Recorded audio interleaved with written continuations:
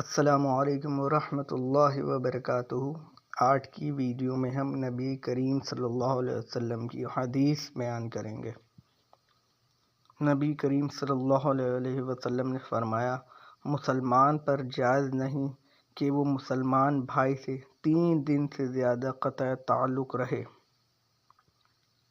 ایک مسلمان کو ایک جگہ سے 2 بار دھوکہ نہیں دیا جا سکتا۔ دنیا میں ایسے رہو جیسے مسافر رہتا ہے۔ جو شخص مسلمان کے عیب چھپائے گا، اللہ قیامت کے روز اس کے عیب چھپائے گا۔ مسلمان دوسرے مسلمان کا بھائی ہے۔ وہ شخص جنت میں نہیں جائے گا جس کا پڑوسی اس کی جانب سے دی ہوئی تکلیف سے محفوظ نہ ہو۔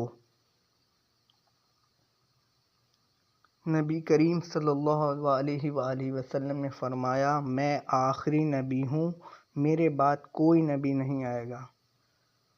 میں آخری نبی ہوں، میرے بعد کوئی نبی نہیں آئے گا۔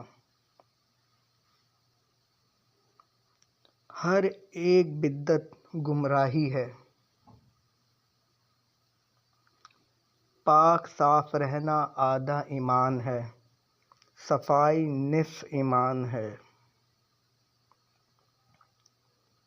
اللہ کے نزدیک سب سے محبوب جگہ مساجد ہیں۔